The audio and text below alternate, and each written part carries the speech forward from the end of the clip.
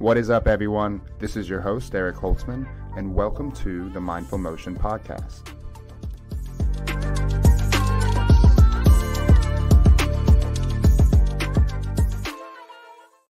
What is up, everybody? Good afternoon. I'm sitting here with Josh Foster of HealthSpan Fitness. Josh has spent the last 15 years working as a personal trainer, helping older men and women regain their strength and their confidence in their bodies so that they can restore and sustain the highest quality of life. Josh has spent the last year creating an online training course to help trainers learn strategies and tactics to work with older clients in a safe, efficient, and effective way. And we're going to talk about his online training program, his career, how he got into working with older demographics, and what that looks like, and what kind of considerations you might want to have when you're working with people in their 60s, 70s, 80s, and 90s. How you doing, Josh? I'm doing great. I'm happy to be here. Thanks for having me, Eric. Absolutely, man. I'm excited to talk about this. This is very much in line with a lot of the people that I work with, and there's definitely a lot of considerations and details that we need to consider as trainers when we're working with people in their senior years. So before we get into those nitty-gritty details, I'm just kind of curious about your journey into the fitness industry, how you got into exercise personally and professionally. So I was always active as a kid, and so that just naturally segued into an education in kinesiology, and then starting to work with actual clients, like doing the reps, getting into the gym and actually training clients. And then that gradually shifted over time, and I'm sure we'll talk about this more specifically, but to working with older adults. So my journey is probably very similar to anybody else's, in that it's just personal exercise, and then education, and then professional. Got it. Okay.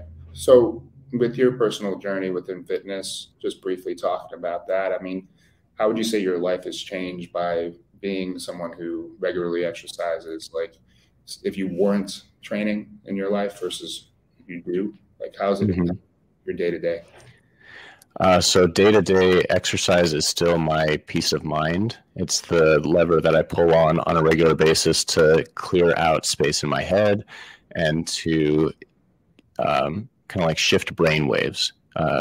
We spend so much time going, and to have that half an hour to an hour of just turning the brain off and turning on the brain of the body, that's what exercise does for me. And it feels so good to be able to get into my body and out of my brain from time to time.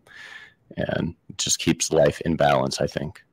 Yeah, I think that's often a not thought about component of exercise, is the mental release, the help with emotional states and things like that. Is such a powerful thing. Yeah, exercise is one of the few times where my brain literally shuts off, that I can actually have. Some people do their deepest thinking when they're exercising, and for me, no, it's just my brain turns off and I go into autopilot, and it makes a big difference just in terms of mental clarity and quality of life to have some amount of time every day where you just turn it off. Yeah, I can agree with that for sure. What about the process of exercise do you enjoy the most? I feel like there's a presence to it, that when you're doing it, because you're moving, and especially me personally, because my background is in biomechanics, so I'm always tinkering and problem solving. So it's really a complete engagement, completely tuned into whatever it is that I'm doing.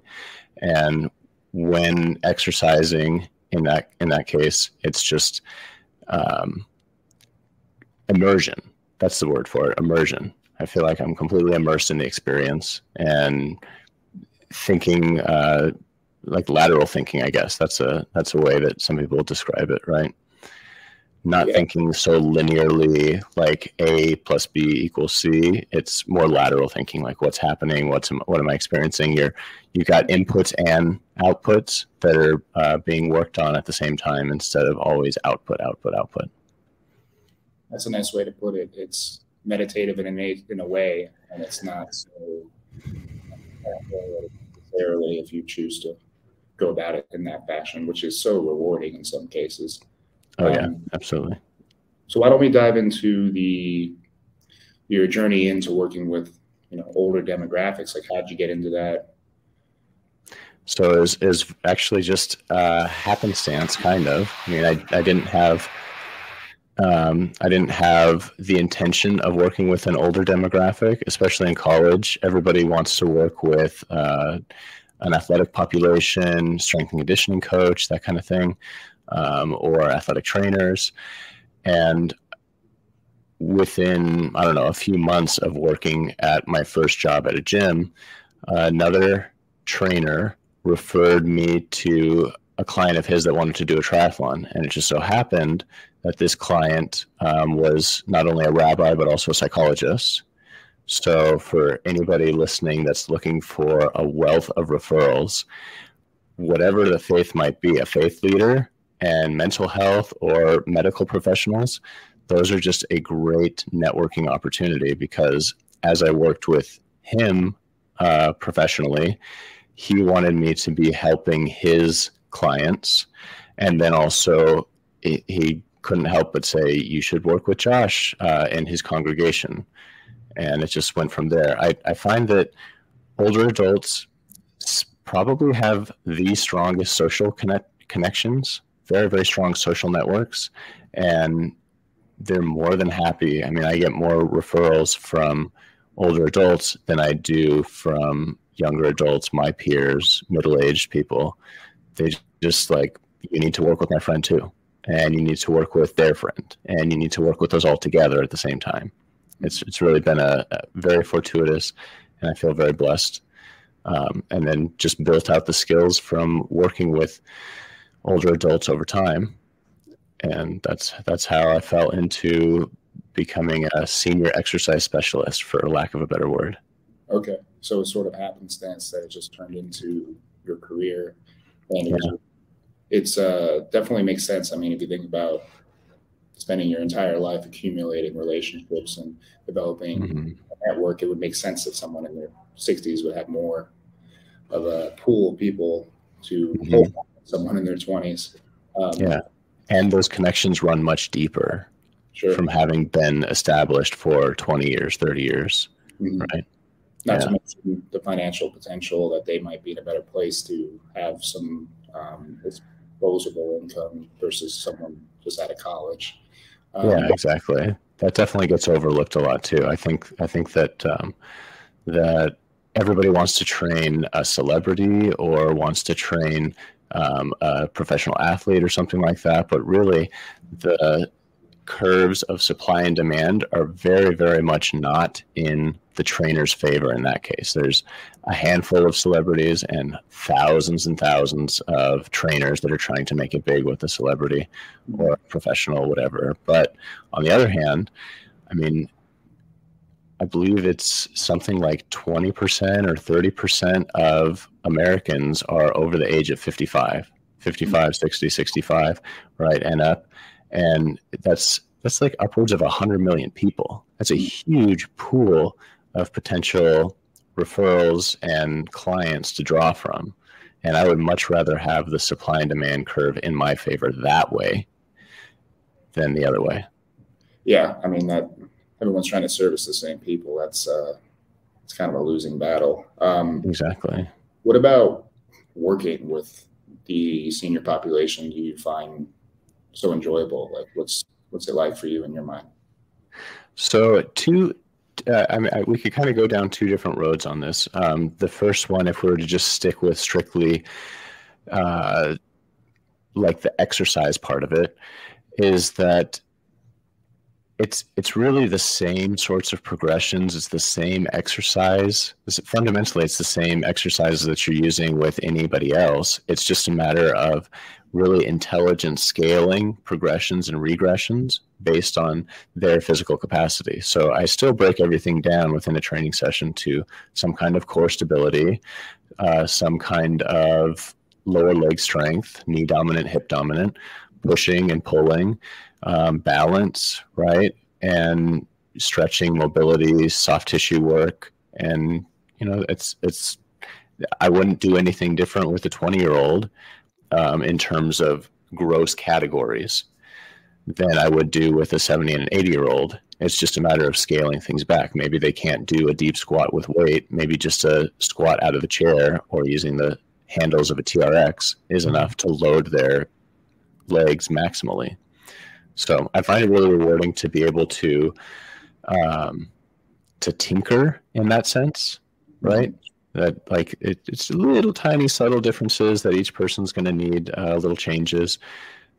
But on top of that, I feel like older adults give as much or more than they receive, especially when they're receiving from you, from me. They have so much to give, so much appreciation. It's very rewarding to see somebody with kind of low expectations. They've sort of been left hanging within the physical culture, fitness landscape. You know, often they're just relegated to really lackluster online exercise videos, group exercise classes where they're really not getting the individualized attention that they need, or then physical therapy, which is a whole nother mess altogether, right? Just in terms of being constrained within the insurance, the health insurance paradigm. So it's really rewarding to see somebody that maybe has pretty low expectations respond so well to the training that you're doing. And the way I train mostly at home, you do kind of become like a honorary member of the family. And that's it's been really rewarding. I work with some people for over a decade. You know, so when I first started training in home for myself, you know, I'm still working with some of those people, some of my first clients. And that's, you know, that's beautiful. It's a beautiful thing to be working with somebody over the course of 10, 15 years. Yeah, it's always the goal, I feel like, at least for a lot of us as trainers, is to find lifetime clients. Lifetime, yeah, absolutely. And it's definitely a different type of process. Like if getting someone in their 20s trying to get bigger, stronger, that's awesome. They get better than that, but the margin of how it improves their life might not be as substantial as someone who's struggling to get up out of a chair or walk, and then you can help them gain that basic task or movement that they couldn't do in the first place. That's a whole different level of change. Even if it's small for us, it's not small for them. I'm kind of interested just to hear maybe some ideas or strategies, forms of exercise you have found to be effective for working with older demographics. And I get that these things change client to client, but maybe there's some sort of theme or underlying set of things that you find are useful. So everybody's different, that's for sure. Some people are going to be biasing more towards pain management, and other people are going to be biasing more towards, you know, some strength stuff. So I've got some 60-year-olds that train with barbells and, you know, squat, bench, deadlift, step ups, pressing, stuff like that. And so that's kind of just like the very basic strength theory, you know, 3 to 5 sets, 5 to 15 reps, 2 to 3 days a week, you know, undulating periodization. But when it comes to the older adults who maybe haven't been training for a very long time, like I find that's a common scenario, that they come back to exercise after they've finished a career and they realize, you know, 30 years went by and, oh man, I haven't done anything. I feel terrible. I really need to start moving. So really what it kind of boils down to is like a neuromuscular education is kind of the foundation. So just trying to throw as much at them as possible to see what sticks, to see what lands. I do a lot of work with bands, and that's number one because the resistance profiles are much better tolerated on joints and because they're very portable, right? So I'm working with clients in home and being able to just carry a bag into the house, into and out of the car. That's a big one. But I feel like bands serve a couple different purposes. Number one, like I said, they're easier on joints. I mean, who doesn't have arthritis when they're 70 or 80, right? There's some form of joint degradation that's across the board, and it just puts a lot less pressure on the joints. Typically, like at the end of the eccentric and beginning of the concentric, where there's a lot of load on the tension, a lot of tension on the muscles, and higher risk of injury. It also helps them learn how to like be stronger than the load that you're applying, excuse me. So being able to not let the band push them around, because bands are such a dynamic load resistance profile that it forces somebody to be more mindful of the eccentric, trying to learn to decelerate the eccentric. And that's a big issue, I think, in general with older adults. As you get weaker, they kind of just forget about the eccentric component of exercise altogether and just like crash down into the chair if they're doing a sit to stand, or when they're doing some push, they let the band snap them back. So I feel like that kind of teaches that automatically. It's like built into the system. So bands, like I said, it's nothing fancy. It's doing the basic movement patterns, some kind of push, pull, some kind of knee dominant, hip dominant, and then a lot of core stability. And what else? Obviously, a lot of floor exercise, more kinesthetic awareness of what movements they're doing without so many variables to have to control for, some isolation type stuff. A lot of stuff that I learned from you, honestly, Eric. You know, if there's a wealth of information that this man is putting out onto Instagram for free. And for those of you that aren't partaking, just tune in periodically and like pepper that into your training. I definitely borrow, right? We're all borrowing to some degree. Yeah. So maybe that's my answer, is that I borrow a lot with regards to training my clients. Well, I appreciate the kind words, man. Absolutely. You know, I'm wondering if you could encapsulate some bullet points, considerations that if a young trainer or any trainer is thinking of working with some clients in their 70s and 80s, what kind of things do they need to think about when they start working with someone like that? So my guiding philosophy is first, do no harm. That's the first thing, first and foremost. And the reason being is most people consider age-related decline in physical capacity as being kind of a straight line, linear, negative sloping line. And in reality, the age-related decline happens in bursts, typically around injury or illness. And so I'm doing everything I can to sustain clients knowing that they're going to be working with me over the course of 10 years plus, to make sure that we don't ever put them in a position where they're on bed rest from some kind of injury, or they have to have a surgery to repair something training related. Also, they are prepared for whatever activities of daily living that they need to do. So the first is always do no harm, because I mean, I think the statistic is an older adult loses 4 times as much muscle mass than somebody in their 20s in the same period of bed rest. It's unbelievable. And it's really, really sad, because sarcopenia will literally strip an older adult's capacity to do anything for themselves. Mm-hmm. And then go ahead. No, you go, man. So first, do no harm.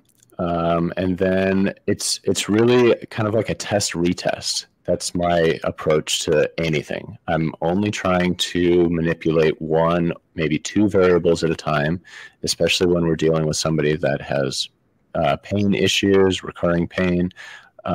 And so try something new. Try a slight different variation. Try vertical pressing instead of horizontal pressing. Try a little bit more band resistance. Try push-ups against the counter instead, right? Some little variable that you change, and then check in with the client the next day. How are you feeling? Any issues today as opposed to from last time we did the workout? Check in with them before their workout from the last workout. So very, very methodical. It's basically the scientific method, right? You can't change everything all at once. And that's where this idea of so much exercise programming variability, I think, is potentially problematic, more so than like exciting and let's do so many different things. Can't tell what's working or what's not working if you change everything every workout. Yeah. And then a lot of encouragement is another big part of it, right? Because somebody that's in their 70s or 80s and hasn't exercised on a regular basis since starting with you, or you're basically their conduit to exercise. You're their professional. They need as much encouragement as possible and reinforcing good movement patterns. And this will pass. If you are feeling uncomfortable, maybe this is muscle soreness, which is a good pain, not a bad pain. So I do spend a lot of time with my clients helping them to not catastrophize, which catastrophizing is where you just make it'll always be this way. It's always been this way. I'll never get better, right? So it's the exercise component of working with older adults, I find is fairly simple, but the art of personal training with somebody over the course of a decade, that's more nuanced, and that's what I find to be the most rewarding aspect of training. Got it. Yeah, I mean, you're mentioning just the communication back and forth, how important that is. I mean, it's critical. I find that a lot of trainers might not ask those basic questions that can be so insightful for what you're going to do that day and how you might modify things. Definitely a powerful thing, and it is personal training. It is a communicational relationship amongst the exercise piece, but definitely shouldn't be overlooked. Before getting into some of the online stuff, I just wonder what kinds of problems you run into when you work with older demographics and how you might address some of those problems or overcome them. So pain is a big one. We're always kind of working around pain because there's just some kind of structural issues that come up as a normal function of aging. So that's where that scientific method of how does this feel? Do you feel okay during the movement? Do you feel okay after the movement? Did you feel okay the next day? That kind of thing. But then in terms of, metabolic diseases, blood sugar regulation, those are common issues that you're going to run into. So with diabetes in particular, you're just asking about blood sugar readings. How is your blood sugar today? Have you eaten? When's the last time you took your insulin? And just being aware and sensitive to that, kind of looking for what sorts of cues might be indicative of their blood sugar tanking, right? So I've seen people approach lowering blood sugar, and it's real quick, easy fix. And I imagine it can be kind of intimidating when you're just getting started training. Arthritis is another one, kind of along the same lines as joint pain, right? Obviously, that's a common symptom with arthritis, and the tricky balancing act between helping a client who has arthritis who doesn't want to move because it hurts, but movement is pretty much the primary treatment modality for arthritis, is just finding a really good dynamic warm-up that can get them moving in the lowest impact way that starts to pump synovial fluid into the joints so that they can move a little bit better and reduce the coefficient of friction between their shoulders or their spine or whatever it might be. So just finding the right amount of warm-up to get them on their way to be able to do the rest of the exercises that you might have programmed. Balance is a big one. That's not necessarily a metabolic disease, but that is a common issue as you age, is that balance, the ability to balance declines, and the repercussions of having bad balance are so severe for older adults. I mean, it's something like 1 out of every 4 older adults falls every year. I think that's a CDC statistic. And, they're not just little falls. These falls accumulate to needing emergency room treatment, surgeries. Some percentage of older adults who fall are going to fall again within the next 6 months, because if that's an issue that led them to fall in the first place, then that's still an issue that needs to be addressed. And balance is really just this neuromuscular control, this motor learning and motor control, which maybe the phrase is you can't teach an old dog new tricks, but I think that you can at any age learn a new skill with the right education, right? I think that's what is missing for the most part, is that people will tell you what to do, but they won't. Your client, or maybe you or your client, is never being explained why or how this bad balance is affecting you, and just having even the smallest amount of education, I think, goes a long way in terms of preventing severe injuries from falling. Yeah, I mean, I think it's the number one cause for accidental death in older seniors, meaning for example, people in their 18s, 20s, most common accidental death is a car accident. Older, it's a fall that leads to a hip, like a broken hip that leads to bed rest, that leads to death 2 years after, or something like that. Right. So definitely not something to be overlooked. But it does get overlooked. Nobody thinks about their balance until after they have a bad fall, which is why it's such an important part of training older adults, and gets mixed into that. I think I said like 6 or 7 parts, right? Pushing, pulling, legs, core stability, soft tissue, and then balance. Yeah, and that might look different for every person as to what is causing their balance to be so poor. Is it hip stability? Is it can't sense the bottom of your foot? Is your foot weak? Is your awareness lacking? When you think about a trip and fall, is it a power output thing? You're not really quick enough to catch yourself. So there's a lot of different components that can actually make it a little more nuanced and complicated if you choose to look at those details. But well, let's go into the online training thing that you designed over the last year or so. Like how is that going? What's it entail? It's been quite a process. Like I had said earlier, my training philosophy, I guess, theory approach is blending. So it's a lot of blending. I've been trying to accumulate as much. I've been trying to distill as much of the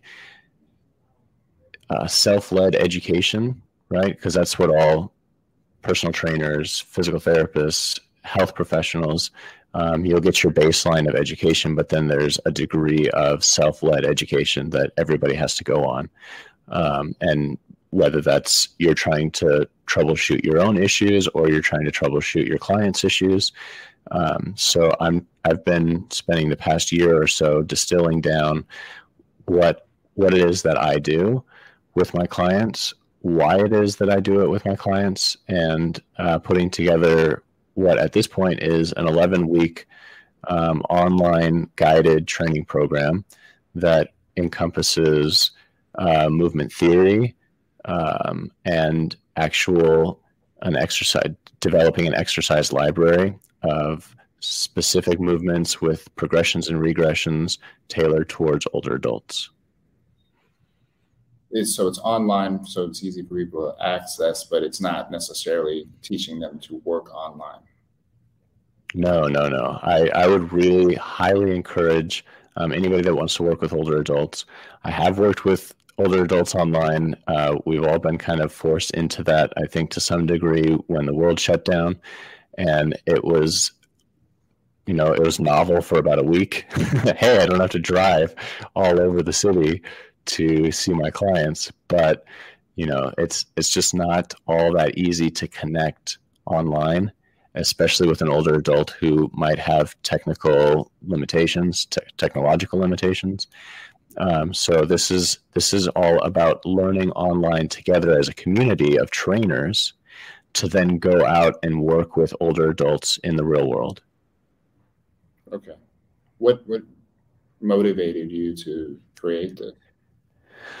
So I often get referrals that I can't meet, that I just can't, like, I don't have any more hours in the day. I don't have any more capacity. I don't have any more bandwidth to work another person or another person. And it's really disappointing. I have a real hard time saying no. I'd love to be able to work with everybody that needs this training, but unfortunately, realistically, I can't be all things to all people. So the goal was to distill as much as what I do into a format that can help other people to continue the work that I do. Because I feel very strongly about seniors getting the kind of personalized, individualized physical fitness and exercise therapy attention that they need. So the only way to get this information out there is to expand the network of people that can do the work. Okay. So is it safe to say this online program is basically the accumulation of the principles and techniques that you've acquired over the 15 years working with this population, and just kind of encapsulate it into something that's digestible from other trainers? Yeah, I think I'm hoping that it resonates with people, and that I'm also trying to express how meaningful and rewarding it is to work with this population, and meaningful, rewarding, and financially viable, right? That you're, by working with older adults using the methods that I've conglomerated, that you're putting yourself in a position to have long-lasting, rewarding, meaningful client relationships that will support you financially over the course of years rather than weeks or months. You know, who doesn't hate the client turnover of, you know, you got a new client in and they're there for a few weeks or a few months and then they're off, and now you got a big gaping hole in your schedule and you got to fill that in again. And so I want to promote how rewarding it is to work with older adults, so that older adults will get more attention instead of just being overlooked within the fitness landscape. And why do you think that they're overlooked? It's not sexy. It's not sexy training older adults, you know. I think most people that are at their professional working age, right, or straight right out of college, mid-20s through the 30s and 40s, maybe they have a hard time relating to older adults too. I feel like I have kind of an old soul, so it's easier for me to relate to older adults sometimes than it is to my peers. And I hope that I can find a community, I can attract a community of other trainers who have similar sentiments, and find working with older adults, with an older population, to be just as rewarding inherently on its own, so that they do give their best to their client population, because that's the older adults are their people. Yeah, I see what you're saying. I mean, you think there's also maybe an element of fear there if you got someone who's got pain and this long list of health issues, and you're just sort of not that good maybe as a trainer, you're a little unsure of what to do, and maybe that's partly where this program that you developed comes in, is like give people confidence that they can do it and not hurt people. That's a great point. I mean, it's very intimidating. I was intimidated working with older adults initially too. And I just don't know if there's a whole lot of resources out there. There's obviously the NASM senior exercise certification, something like that. But I feel like, excuse me, I feel like maybe it's too one-dimensional. Like, you need to do this exercise and here's some progressions and regressions, but what about how to connect with them as a person? How about how to maintain lasting relationships with your clients? Those are the sorts of things that I think will distinguish a generic personal trainer who can train anybody, but maybe it isn't a lifetime, but doesn't generate lifetime clients, versus somebody who knows who isn't intimidated by working with older adults, because, like I said, it's all the same. It really breaks down to it's all the same. It's just a matter of being very sensitive and being very methodical and being very patient and going at their speed and not yours, realizing that the adaptation process for older adults is much, much slower than maybe they could appreciate personally themselves. And sorry, I lost my train of thought, but that's what I'm trying to do is help other trainers that might be intimidated and might not know how to even get started realize that it's not so scary and it's not so different in terms of the training methodology, but the rewards of training older adults, that's where the difference is. Yeah, I get you. And, to be frankly honest, I mean, the way that modernity has affected physical performance, a lot of younger people are presenting as older people now anyway. So it's kind of, maybe it's useful for every age group anyway, just because we don't need to mention problems are just on the rise, when it comes to health in general. But physical inactivity promoting rapid aging. Exactly. Amongst other things, with lack of sleep, poor nutrition, and disease states just keep rising. But to be said, I mean, hopefully that stuff starts to shift. That comes with effort. So where will you be offering this online program? Like, where do people find it, or how would they access it?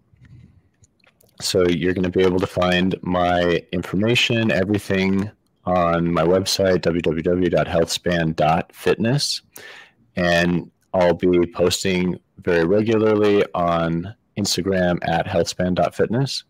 And those are going to be the two primary portals that you can receive my content, learn about the training and the programs, learn about training older adults specifically, because it's not just going to be pushy sales. That's not the point. I'm not into that. I want to disseminate information, as much information as possible, share actual experiences that I'm having with clients in real time, and so that anybody can see what the reality of training an older adult is like. Okay. Do you have any entry points before someone were to invest or commit to the full program? Maybe like a community or a way to dip your toes in? Obviously, your Instagram handle would be one. I don't know. There are Facebook groups and other things like that. Are you doing anything like that? So we're just trying to focus on Instagram for right now, and then we'll probably have an email blast going out for those expressing interest. And this is all very much in its infancy. Like we might have alluded to earlier, the training that I've been doing with clients has been very low tech, in-home, right? So this has been quite a learning curve for me. And just like any trainer who's, acquiring new skills, new skill set, I'm diving into the deep end on this and trying to bring forth a online offering that I think will resonate with a certain number of people, and I can't wait to find those people. So keep an eye out on Instagram at healthspan.fitness and venture onto the website and see what we're offering, see what we're about. Okay. Who would you say that the online program's for? Like, what kind of trainer, what kind of person would you think it would resonate with, at least from your instincts? I imagine that the trainers who have worked in the gym and have done the time crunch of back-to-back-to-back appointments, who are kind of tired of that grind, who want to have stable clients, consistent clients, instead of doing consultation after consultation and hearing a lot of no's. I've found that the referrals that I get are pretty much already sold. And if their friend recommended them to train with me, then, you know, the consultation is just a process of getting to know each other, but the deal's already done. The signature's already on the line, right? They're good to go. They're ready to go. So somebody that wants to have a list of referrals that doesn't require, you know, cold calling or Instagram DMing for days, and just is ready to actually work with people instead of work on sales. Okay. I mean, that sounds amazing. I mean, who would say no to that? Right. So in this program, do you utilize any particular techniques or exercise paradigms? Is there like you give people like a protocol, a way of, here's how you're going to take on a client, here's your intake process, here's how you're going to assess them, here's how you're going to structure their workouts, or at least think about it in this fashion? Like, does it go into that kind of stuff, or is it more of a thought process type thing? It's a little bit more theory, and what we're going to do there, I do give examples of, like, here's a client with X condition, and here's a routine that we've followed on a regular basis. The week's lessons are going to include a group video call, so that we're all going to be getting together, talking through kind of like a seminar, like a graduate school seminar, which for me was the best education that I received, was when I was in grad school, getting my master's in biomechanics, and just having a small class size where everybody could have some kind of contribution to the lecture, or to the material, right? Because everybody's supposed to be prepared, and they read what they read and learned what they learned, and then they have questions, and then that kind of guides the development of the entire group as a unit. But in terms of paradigms, I do have a health span fitness trainer transformation toolkit and business building bundle, which includes some outreach scripts, because I think the very best source of referrals are medical professionals, mental health professionals, and faith leaders. So I've got some scripts that have been written out, can be used by trainers who want to tap into a network of referrals of older adults. I've got a couple of exercise progression and regression matrices that are included in that. And I've got liability waiver, intake forms, consultation forms, exercise assessment forms. So that's all included when you go to the website and sign up for the email list, I believe. Okay. So it's like people sign up, they start the program week 1, and then every week there is a meeting, a Zoom call where we come together, talk about the lessons learned and struggles or whatever, and then you sort of learn together as a group and then do that week in, week out.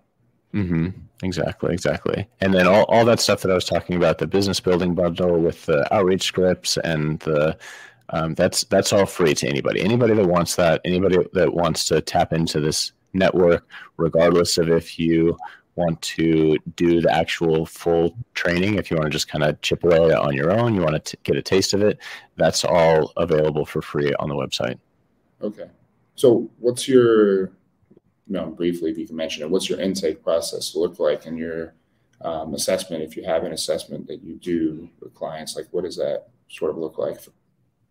So I'm assessing just personal details, age, height, weight, weight loss goals, what their highest weight is, what their ideal weight would be, taking some circumference measurements if weight loss is a goal, and creating some kind of tracking spreadsheet for weight, body fat percentage, and circumference measurements. I also am looking for any kind of metabolic issues, orthopedic issues, and family history of disease issues that should be screened for and considered. I'm asking about exercise history. What are they doing currently? What have they done in the past that's worked for them? What have they done that they do enjoy, that they don't enjoy? And then we talk a little bit about nutrition and sleep and alcohol consumption to get a better sense of, like, a clear picture of their life. And I like to ask, this is a fun way to frame it, but I like to ask, what's your usual breakfast? What's your usual lunch? What's your usual dinner? Okay, great. Those were all your best case scenarios. Tell me about your worst meals. Tell me about, don't lie to me. I know you're lying to me. Tell me your worst possible, and then that, like, cracks everybody up. Everybody breaks down. They go, oh yeah. Well, actually, like, what did I have yesterday after dinner? That kind of thing. And then I'll go through kind of the big basic movements, assessing some kind of core stability with side planks, front planks, starting from knees, and then full planks if they can tolerate it. Some form of push and pull, usually starting with bands, to assess and see that everything's okay, and then maybe using body weight with a TRX or against a counter or against the floor if they can do, because some older adults are pretty dang strong. I mean, I work with a 76-year-old who does full push-ups on the floor for multiple sets of 10 within the workout, and single arm pull-ups on the TRX and stuff like that. So there's a wide range, for sure. There's a wide range. Not everybody, just because they're 80, is so frail and weak. And, you don't have to be intimidated of working with. And then some degree of flexibility, some mobility tests, maybe do, if they have some kind of stationary cardiovascular equipment, then we can do some kind of treadmill test or stationary bike test. And that serves well within an intake to help guide their self-led cardio exercise. Because I feel like cardio, for a trainer to guide a client through cardio, it feels like just like burning cash, right? Anybody can do that. Anybody can stand on or walk on the treadmill or sit on the bike and pedal. So really, I try to assess where they're at currently, see what kind of resistance levels or speeds or whatever correspond to different heart rate levels, and try and help structure it in such a way that they can do that as part of their self-led exercise in between sessions. Yeah, I mean, that makes sense. I mean, finding out what kind of speed RPMs you need on the bike to get a certain zone is pretty much all you need to do. You don't need to sit there for 30 minutes. Exactly. And some clients do, or some trainers do that. Some trainers just sit there with their client on the bike, and I'm like, please just have your client come in early or stay late or something. Just, there's so much more that you can do as their trainer to make the best use of the time and have a meaningful impact on their quality of life, their movement patterns, etc., their health and wellness overall. So trainers, let your clients do their own cardio. Yeah, I agree with that, although I know sometimes they won't do it, but that's another conversation. That's true. Sometimes we're just accountability. We're just there to crack the whip and keep them going when they just won't do it otherwise. Mm-hmm. So have you found initially when you're starting with someone, setting really clear-cut goals and, is a valuable thing, and having obviously realistic expectations is important, but do you have them set very specific goals, or is it kind of vary client to client? Because obviously everyone's got a different thing they're aiming for. I feel like early on there's always goals.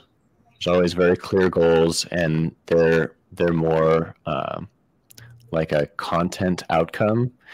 Content being like I want to lose 5 pounds, or I want to do a triathlon, right? That was one of the ones that I was faced with. Is the rabbi that I first started working with could run and he could bike, but he couldn't swim. So he wanted to do a triathlon. That was his goal. That's why he brought me on.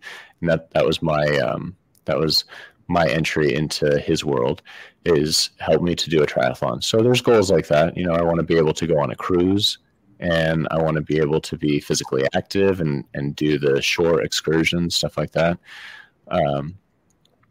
But I find that they kind of ebb and flow. But really, when you're working with somebody who's in the game with you for a decade, enthusiasm's going to go up and down, motivation's going to go up and down, and really what you're doing is you're kind of tethering them to keep the ship moving. And so when it comes to like specific goals, I'm happy to work on those with people, and move the needle towards helping them reach their goals. But really over the long term, my goal, and I think what ends up being the client's goals, especially when they're in their 70s and their 80s, is just to keep on keeping on, just keep going, right? I want to be there with my grandkids. I want to be there with my great grandkids.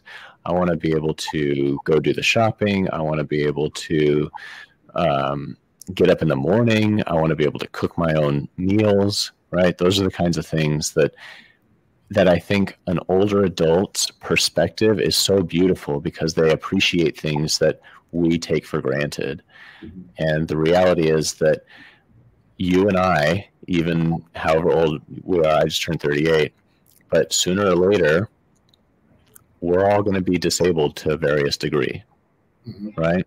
And how long can we stretch out the duration of ability such that we can maintain our independence and autonomy? So those are really the higher overarching goals that are in the back of my mind, even when somebody says, hey, I want to lose 10 pounds. Yeah, I mean, you have to honor what they're saying, but also have the professional hat on and keep the bigger picture for them as well. Exactly. And I feel like older adults in general have that perspective. They can appreciate it more than somebody in their 20s, 30s, or 40s who has very immediate, short-term, very visceral goals, physical goals, that I need to achieve this and this at all costs. And if not, then it's a failure, right? No, it's not a failure. It's a part of a process.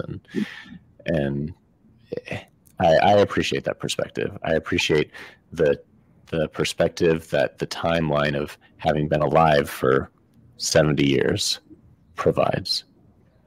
Yeah, it's more realistic and more down to actual basic activities that you can't do when you get into your 80s, or I mean, that just disrupts your whole life. So when you work with somebody, how do you determine that the session was successful? How do you measure success within a training session?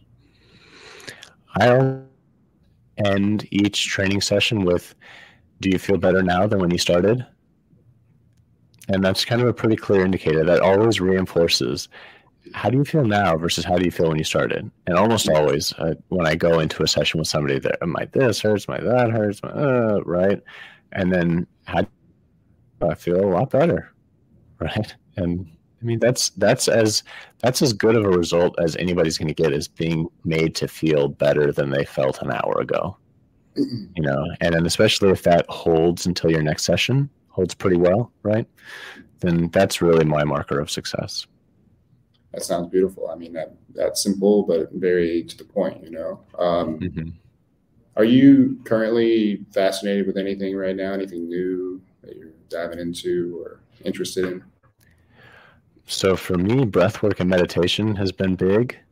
And I'm finding that certain clients, not everybody like this resonates with them, but certain clients, they really get a lot out of their training session if we take 10 minutes at the very end to do some breathing and some guided progressive relaxation. That because pain is such a neurological thing, right? It's not just strictly physical.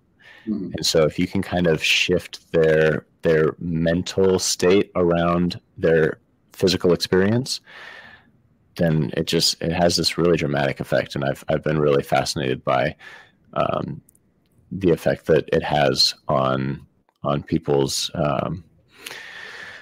state of well-being just in general. So breathwork's fascinating, and there's just dozens of different modalities out there. So I just keep trying new ones and keep getting blown away. Like, hey, wow, that was wild. You know, that's a legitimate drug right there. Oxygen. It's well researched now too. It used to be just, you know, woo-hoo stuff, but now there's clear evidence on the effects of the physiology when you do it in a certain way. Okay, I'm curious about this. This is an interesting question. If you were to go back 10 years ago and give yourself advice, what would you say? 10 years ago, advice 10 years ago.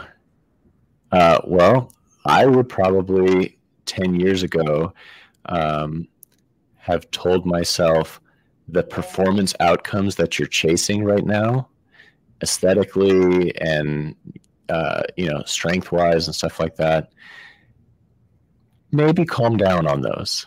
You know, they might not be the most important thing to be chasing, and you might be paying the price for them down the road, because I'm definitely still not an old person, but I can feel the creep of age taking place. And so definitely a shift from the intensity of focus on performance, and instead having a little bit more of a broad take on physical activity rather than training, and restorative, rehabilitative, a lot of the stuff that you do, which I find is so nuanced and interesting, and it just scratches my biomechanics brain's itch.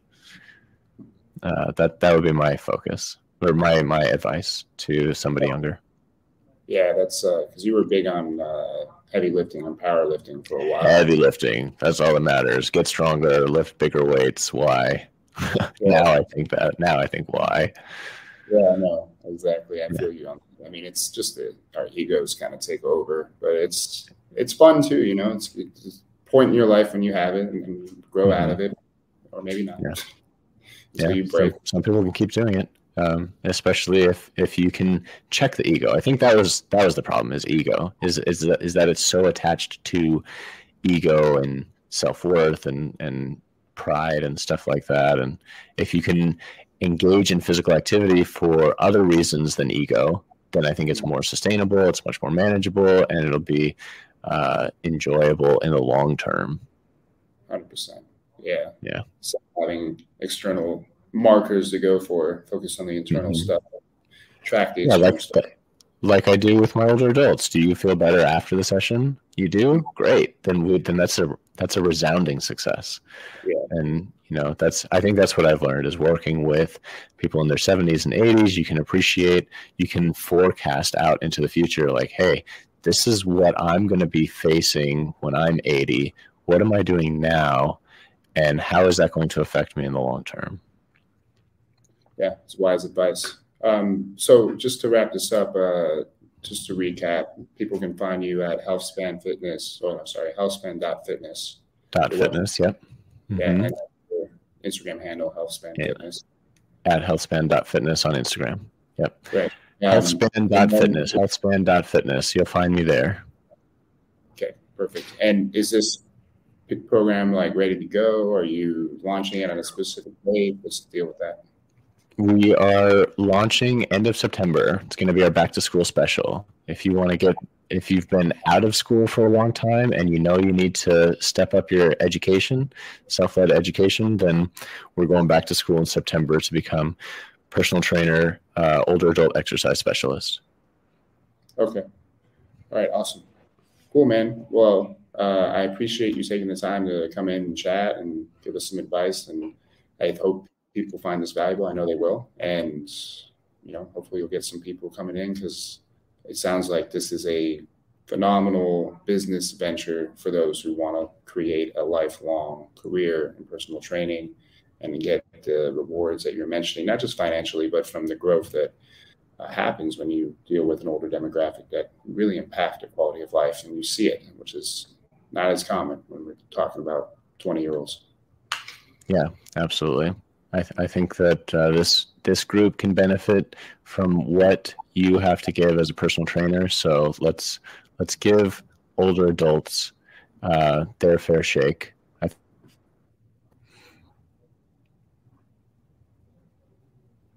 All right, man. I think the internet just cut out. Are we still there? Yeah. All right, cool. Perfect. At least it worked the whole time. All right. Okay. Well, we'll get out of here, everyone. Thank you for tuning in, and then I'll talk to you guys later. Take care. Have a great day. Can't wait to meet some of you trainers out there. Can't wait. Perfect. You'll be meeting them soon, man. Very good.